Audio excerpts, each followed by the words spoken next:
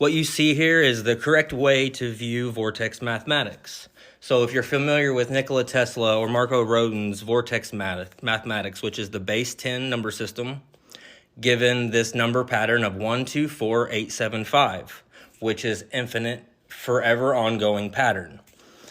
The opposite of which is the 3, the 6, and the 9.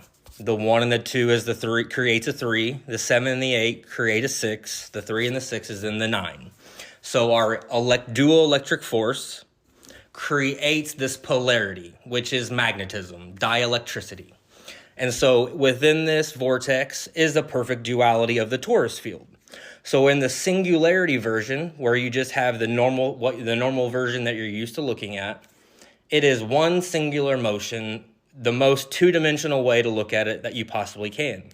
This is the duality, centrifugal, centripetal, redshift, blue shift.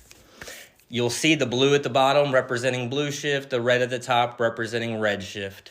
This is the polarity, the poles, the north and the south, the plus and the minus, the major and the minor. So what is really neat about this is in the very center, this black dot, my dielectric counter space, right? You'll see the four numbers collide, 4, 5, 5, and 4. Well, in our base 10 number system, 0 to 9 down, and then 0 to 9 up, we get this exact pattern. What do I mean by that is when you go all the way down, you get 0 to 9 and you mirror these numbers. Once you get past 45, they mirror. So 45 plus 9 is 54. Perfect mirror.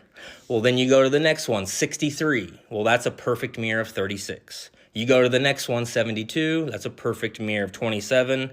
81 is a perfect mirror of 18. 90 is a perfect mirror of 9. It is the base 10 number system. 9 is everything and nothing. 1 through 8 equal 36. 3 and 6 is 9.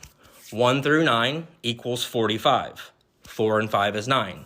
So you can see at our block wall or our plane of inertia, you only have these sets and these numbers, right? So lastly, let me just leave you with this.